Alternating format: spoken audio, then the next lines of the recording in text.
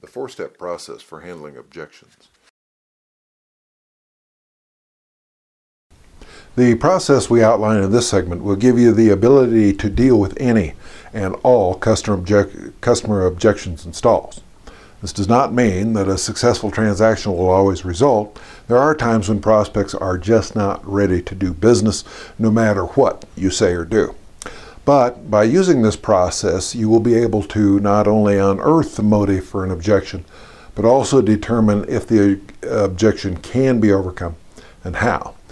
The first step is, of course, find a point of agreement. No matter what the prospect's objection, you can always find some point of agreement, some element of mutual understanding that you can then latch onto, which is very similar to the clarifying step in the qualifying process we've previously discussed. And when prospects make provocative statements such as, "This just costs too much," they expect reps to counter with their declarations, make concessions, or even argue with them. Instead of countering, conceding, or arguing, find some element of their objecting declaration with which you can agree, like, "Well, I appreciate your concern with costs, Chip. Knowing what you do with CashCard, why do you make that statement?" Or, "Surely a thinking person must always be cost-conscious in a weak economy, Chip. Do you not perceive value in what CashCard brings to the table?" Or, "I appreciate your point, Chip. Now, the costs of becoming a CashCard agent have been trimmed down just as much as they can be, and then handed off to us lead agents. Given that I must abide by the cost mandated to me, do you see a way we can bring more value to the situation?" And once you've replied to their objection with a constructive, open-ended statement or question, work on that with them and/or move on to the next phase of the process. Step 2 for handling objections would be to offer a question to clarify. Your prospect will no doubt be taken aback that you have agreed with or at least acknowledged their statement of objection, which almost naturally forces them to be more open with you. You can, of course, use this to your advantage by asking a question about the situation at hand. At that time, you want to ask a question that will get to the heart of the prospect's problem and lead to a successful conclusion. Your question will probe for specifically what the basis of the objection is. Like, where is it that you feel the CashCard premise is not delivering value, Chip? Or, can you help me to see where you think CashCard is coming up short in this matter of value? The third step to constructively handling objections is to educate the prospect. After you've given the prospect a chance to vent their feelings and complain to you about the situation, you need to provide them with assurance that the matter can be successfully addressed. This can be done by using one of the following methods. First, specify the exact steps. A prospect who seems fuzzy on the mechanics of CashCard might gain clarity if you show them step by step how the business works and what they would expect their own agent activities to be. Perhaps all that's needed is an opportunity for the situational dust to settle and the prospect to have time sufficient to mentally ingest certain business aspects on which their intake might require some extra time or mental cycles. While prospect concerns are prompted and motivated by their emotions, justify their actions and reply to them with logic. This can include concrete results which have been achieved by yourself or others. So then, secondly, offer up some results. A prospect who seems to doubt the results CashCard produces might lower their guard and dismiss their concerns if you show them in detailed, meaningful terms the results CashCard has achieved. Once you secure a signed and dated confidentiality agreement from them, proceed to show them performance statistics, bank account statements, and/or similar to calm their concerns and resolve their objections. Third, cite some examples.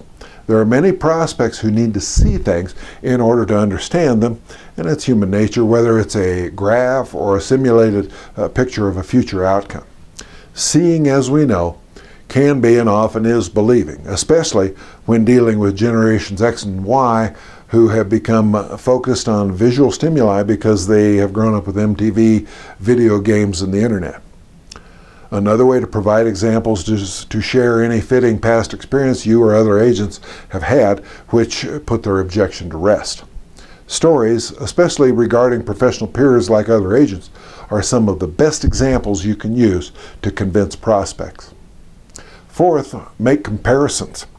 Sometimes the unique and unusual nature of the cash card program might seem strange or just far enough off the typical trail to come across a bit complicated or unclear to prospects unfamiliar with the consumer finance industry, or any related technology or related terms, jargon, and buzzwords. Related similar ideas on a lower level can work like: Cash Card takes the stacks of application paperwork and bureaucratic loan overhead, pushes them off the edge of the desk, and replaces them with just a single simple sheet. Such a simplifying comparison often helps a prospect to grasp a concept he may seldom encounter or otherwise be slow on the uptake with. Simple comparisons can set a prospect's mind at ease and assure him that you're not trying to force him into a situation that's not right for him. And once you've educated in your prospect about the situation in this way, it's then time to move to the final phase of this process. Finally, finish up handling the objection by seeking to secure a commitment. In this last step, you simply need to bring the conversation full circle. Now that you have calmed the situation, retired concerns and objections, and learned more about your prospect's specific needs, you are that much more prepared to offer a solution. Return to the presentation and pre-objection dialogue to work out a conclusion that both you and your prospect can feel good about. Although there are 4 steps in this process as here outlined, it represents no particular situational roadmap with 4 intersections at which you are mandated to individually stop. By no means. Because there will be times when it isn't necessary to use all of them. The gist here is for you to know of them, become familiar with the spirit and intent of them, and then use them as part of your overall concluding approach. If you learn information from your prospect which indicates they cannot or should not become an agent, it's important to cut your losses and walk away. Many reps can be reluctant to do this because they feel authoring such an outcome makes them failures, which is simply not true. It would be a failure only if the rep realizes that there's no hope for this candidate as a workable agent, but yet persists on doggedly pursuing the situation to the detriment of himself, his expenditure of time, his business practice, and other more suitable candidates in his pipeline. Even though it's never a comfort to the rep's ears, sometimes a commitment will just never come about. In those cases, your time as a rep is better spent elsewhere, almost anywhere other than with a club in your hand beating a dead horse. Using the 4-step objection handling process. Appreciating the steps in this process might initially seem a little abstract and confusing. Let's look at several examples of how to use the handling objections process in everyday situations. Use of the 4-step process. Many of the objections cash card reps hear every day are much the same. Clients either don't understand this most simple of businesses or want you to step out of your capabilities to lower entry fees or leave them alone altogether because they cannot be bothered to think about what you offer. Now here are some examples of the most common scenarios, not so you can recite them word for word the next time a prospect objects, but so you can learn the basic techniques and adapt it to your own personal style and preferences. Common objections about entry fees. It would be easy to avoid the topic of financial outgo on the part of the prospect. A rep could fear sounding too pricey to a prospect or offending them or hearing an answer that they won't like or may have difficulty handling. For example, a prospect demands that the rep lower entry fees in order to continue with the prospect. Here are various questions and good responses about price and budget that will eliminate those fears and anxieties. These entry fees are just too high. The rep point of agreement becomes, I understand that money is an important issue to you. the rep follows with a question to clarify. Can you share with me the criteria you use when evaluating career opportunities? As a variation on that first objection, the prospect may say, I don't have the money I'd need to swing those entry fees. the rep point of agreement becomes, Well, I can certainly agree that keeping an eye on financial outgo can be crucial. the rep then follows with one of these three questions to clarify. Is your concern one of available funds or not being convinced of the value you'll receive? What will it take to secure funding so that you no longer have to experience your current dollar drain problem? What's preventing you from allowing yourself to see that this is an important investment for your financial future and actually not a cost? Here's another common prospect objection. Another opportunity I'm looking at doesn't cost this much to get into. The rep point of agreement becomes, I certainly understand that getting the best value for your money is important. here are 5 more rep questions to clarify. Tell me how important price is compared to value. Share with me the financial criteria you use when evaluating career options. Tell me what's most important to you, getting the lowest upfront cost or obtaining the most value. It's important that you get the most of your investment of both how you use your time and, in this case, what your return on financial investment is. Could you share with me your decision-making criteria? If being a cash card agent outperforms your other options, would entry fees still be an issue?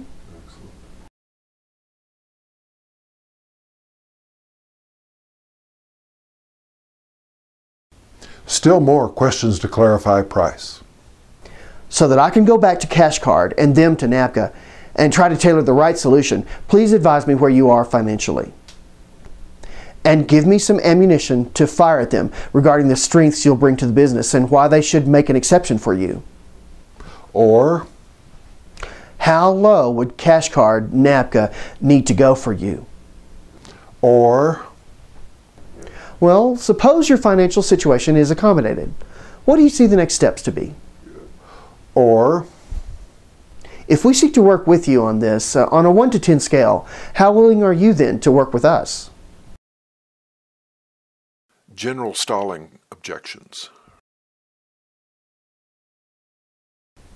As you'll recall, according to the stages of commitment we established, stalls are nothing more than statements of prospects in the should or want to phase. The rep's goal then is to uncover the hot button or motive that will get the prospect to the have to state. For example, I need to think about it. the rep point of agreement for that can become, I'm glad you want to give this careful consideration.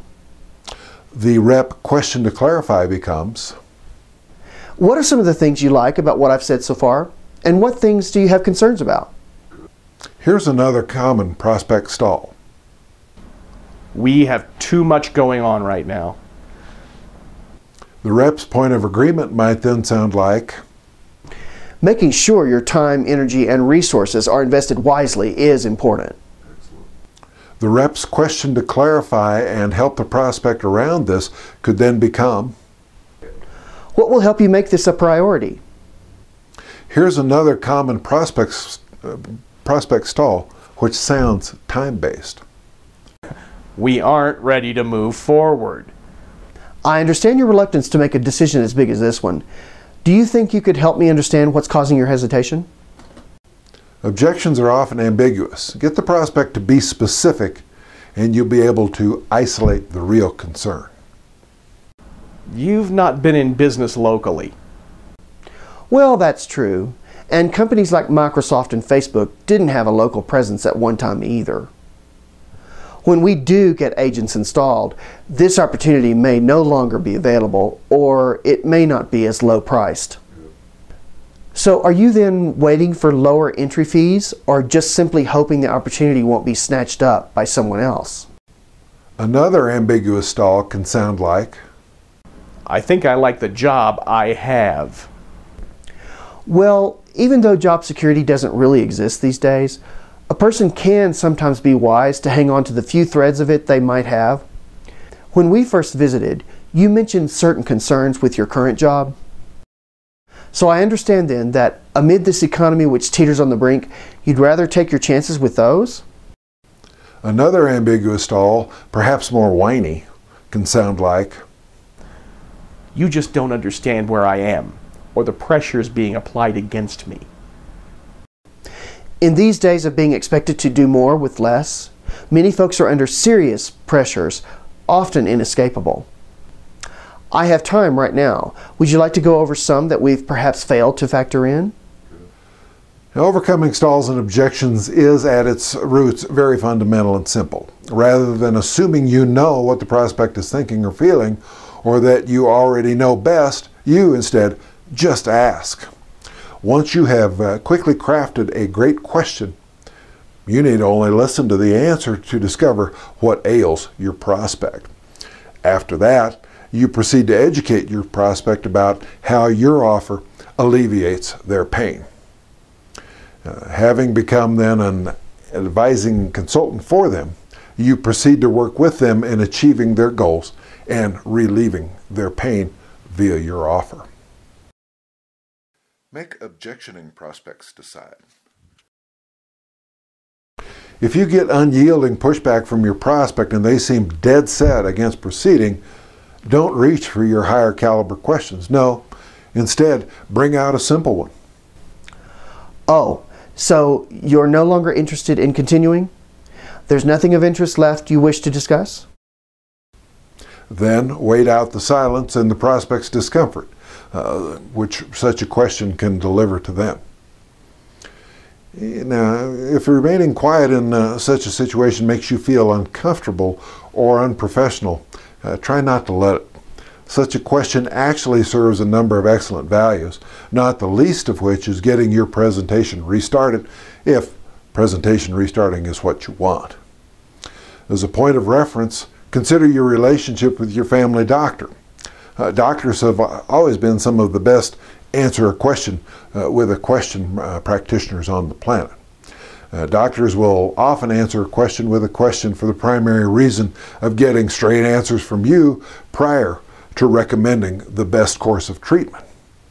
Getting back to our old friend Detective Columbo, the rumpled detective is almost out the door, then he stops for one more question, a head-scratching question which just about finishes whatever may be left of his ambient brilliance with the suspect, and for which he apologizes for even asking. He then waits for the answer. After a series of seemingly fog-headed questions, Columbo has the guilty party pretty much trapped. And he did so by a question so elemental that they well subjected even his own basic intelligence to review.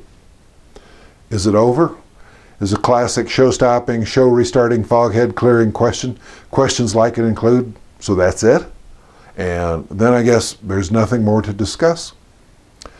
Well, the answer to is it over style questions will, if you wait for it, tell you precisely what's happening in the relationship and will often lead you toward what you next need to regain your footing in the dialogue or setting and point you toward your next best move. A simple pivotal follow-up to an is it over question is very basic. Why would you say it's over? Always have in your communicative arsenal some simple questions you can ask in situations where the attention needs to be shifted back to the prospect, thereby forcing the prospect to again actively participate in the conversation and place some truly substantial information on the discussive table.